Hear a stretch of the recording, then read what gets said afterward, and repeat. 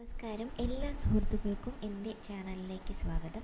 21-ാം നൂറ്റാണ്ടിൽ ആഗോള ശക്തികളുടെ ഘടനയിൽ വലിയ മാറ്റം വന്നുകൊണ്ടിരിക്കുകയാണ്. ശീതയുദ്ധത്തിന് ശേഷം അമേരിക്കയുടെ ഏകാധിപത്യത്തിന് പകരമായിട്ട് പല രാജ്യങ്ങളും രാഷ്ട്രീയ, സാമ്പത്തിക, സൈനിക മേഖലയിൽ സ്വാധീനം കൈവശമാക്കുന്ന ബഹുസ്വരാധിപത്യ മണ്ഡലം, അതായത് മൾട്ടിപോളാർ വേൾഡ് രൂപപ്പെട്ടുകൊണ്ടിരിക്കുകയാണ്.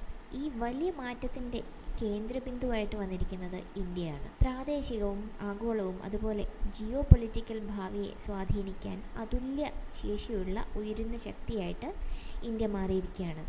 ഇന്ത്യയുടെ ഈ ഒരു വളർച്ച യാദൃശ്ചികമല്ല.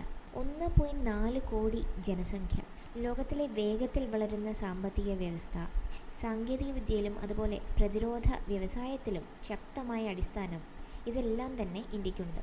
ഈ ഘടകങ്ങൾ ഇന്ത്യയെ പാശ്ചാത്യ ഏകാധിപത്യം മറികടക്കാനും അതുപോലെ ചൈനയുടെ വ്യാപക സ്വാധീനം നേരിടാനും ഇന്ത്യക്ക് സാധിക്കുമെന്ന് തെളിയിക്കുന്ന ഫാക്ടേഴ്സാണ്. ഇന്ത്യയുടെ ശക്തി എന്ന് പറയുന്നത് മറ്റ് ഉയർന്നു വരുന്ന രാഷ്ട്രങ്ങളിൽ നിന്നും വ്യത്യസ്തമാണ്.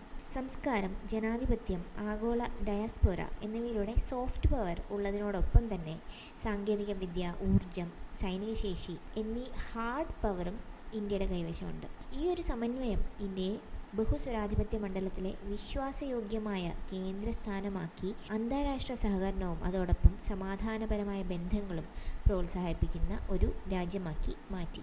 ബഹുസ്വരാധിപത്യ മണ്ഡലത്തിൻ്റെ രൂപം ഇന്ത്യക്ക് തന്ത്രപരമായി ലാഭകരമാണ്. ഏകാധിപത്യ മണ്ഡലത്തിൽ, അതായത് അമേരിക്ക ഊന്നിയ ഒരു സിസ്റ്റത്തിൽ ചെറിയ രാജ്യങ്ങൾക്ക് മുഖ്യ ശക്തികളോട് അല്ലെങ്കിൽ അവരുടെ നയങ്ങളോട് പൊരുത്തപ്പെട്ട് ജീവിക്കേണ്ടി വരുന്ന ഒരവസ്ഥയാണ്. ഇതുകൊണ്ട് തന്നെ ചിലപ്പോൾ സ്വന്തം ദേശീയ താല്പര്യങ്ങൾ വരെ നഷ്ടപ്പെടുന്ന ഒരു സിറ്റുവേഷനായിരുന്നു ഒരു 2010 മുമ്പ് വരെ ഇന്ത്യക്ക് ഉണ്ടായിരുന്നത്. US, Russia, China, European union എന്നിവരുമായി ഇന്ത്യക്ക് സഖ്യങ്ങൾ രൂപപ്പെടുത്താനും അതുപോലെ സമവായപരമായ നിലപാടുകൾ കൈവശമാക്കാനും അവസരം ലഭിക്കുന്നു. BRICS, Quad, international solar alliance തുടങ്ങി ഇന്ത്യയുടെ നേതൃത്വത്തിലുള്ള പ്രമാണങ്ങൾ ബഹുസ്വരാധിപത്യ മണ്ഡലത്തിൽ ഇന്ത്യയുടെ സ്വാധീനം വർദ്ധിപ്പിക്കാൻ എങ്ങനെ സഹായിക്കുന്നുവെന്ന് തെളിയിക്കുന്ന ഫാക്ടേഴ്സാണ്. ഇന്ത്യയുടെ പങ്ക് അതുപോലെ ഇൻഡോ പസഫിക് മേഖലയിൽ വളരെ പ്രധാനമാണ്. ഈ മേഖല ആഗോള ശക്തികളുടെ പ്രൊജക്ഷൻ, അതുപോലെ വ്യാപാരപാതകൾ, സൈനിക സുരക്ഷ എന്നിവയുടെ പ്രധാന വേദിയായിട്ട് മാറിയിരിക്കുകയാണ്. സുപ്രധാന സമുദ്രപാതകളിലൂടെ ഇന്ത്യയുടെ സാന്നിധ്യം ആഗോള വ്യാപാരം വഴി സുരക്ഷിതമാക്കുകയും ദക്ഷിണ ചൈന, ഇന്ത്യൻ സമുദ്രമേഖലയിൽ ചൈനയുടെ അധികാര വ്യാപനത്തിനെതിരെ ഒരു ജിയോ പൊളിറ്റിക്കൽ കൗണ്ടർ വെയ്റ്റ് ആയിട്ട് ഇന്ത്യ മാറിയിരിക്കുകയാണ്. ജപ്പാൻ, ഓസ്ട്രേലിയ, തെക്കേ ഏഷ്യൻ രാജ്യങ്ങളുമായി ശക്തമായ സഖ്യങ്ങൾ രൂപപ്പെടുത്തുകയും അതുപോലെ ഇന്ത്യ പ്രാദേശിക സമാധാനത്തിൻ്റെ ഒരു അധിപനായിട്ട് മാറുകയും ചെയ്തിരിക്കുകയാണ്.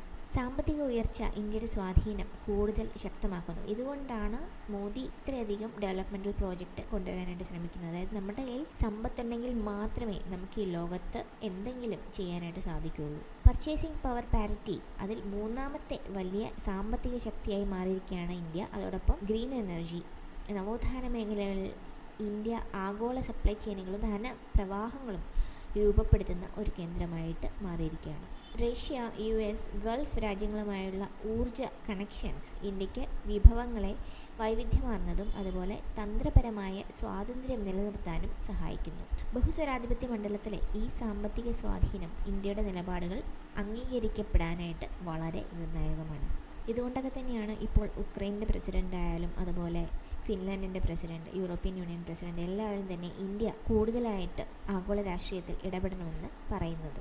ജനാധിപത്യം, സോഫ്റ്റ് പവർ പ്രവർത്തികൾ എന്നിവയിലൂടെ ഇന്ത്യ ശക്തി മാത്രം ഉപയോഗിക്കുന്ന മോഡലുകളിൽ നിന്ന്, അതായത് അമേരിക്കൻ മോഡലാണ് ശക്തി ഉപയോഗിച്ച് മറ്റുള്ള രാജ്യങ്ങളെ കൺട്രോൾ ചെയ്യുക, അതിൽ നിന്ന് മാറി സോഫ്റ്റ് പവർ എന്ന ഒരു വ്യത്യസ്തമായ മാർഗം സ്വീകരിച്ച് എല്ലാ രാജ്യങ്ങളുമായിട്ട് ബന്ധങ്ങളുണ്ടാക്കും. ഇന്ത്യ മൂല്യ അധിഷ്ഠിത ബന്ധങ്ങൾ പ്രോത്സാഹിപ്പിക്കുന്നു. ചെറിയ രാജ്യങ്ങളെ പിന്തുണയ്ക്കുകയും അതുപോലെ വികസനം പ്രോത്സാഹിപ്പിക്കുകയും ബലം ഉപയോഗിച്ച നീതിനിഷേധങ്ങളെ എതിർക്കുകയും ചെയ്യുന്നു. ബലം ഉപയോഗിച്ച നീതിനിഷേധങ്ങളെ എതിർക്കുന്നത് പാകിസ്ഥാനെതിരെയാണ്. ഇത് ഇന്ത്യയുടെ അധികാരം ശക്തമാക്കുന്ന ഒരു ഫാക്ടറാണ്. അതുപോലെ ഇന്ത്യയുടെ വളർച്ച ബഹുസ്വരാധിപത്യ മണ്ഡലത്തിൻ്റെ ഒരു പ്രതീകമായിട്ട് മാറിയിരിക്കുകയാണ്.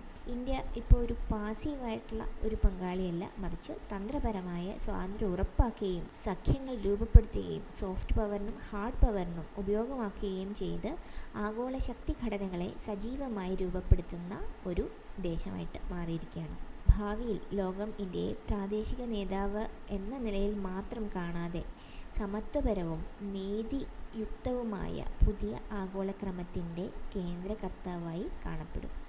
ഈ ഒരു ലക്ഷ്യത്തിലേക്കാണ് ഇപ്പോൾ ഇന്ത്യ പോയിക്കൊണ്ടിരിക്കുന്നത്. എല്ലാവർക്കും നല്ലൊരു ദിനവും അതുപോലെ നല്ലൊരു ഞായറാഴ്ചയും ആശംസിച്ചുകൊണ്ട് നന്ദി, നമസ്കാരം.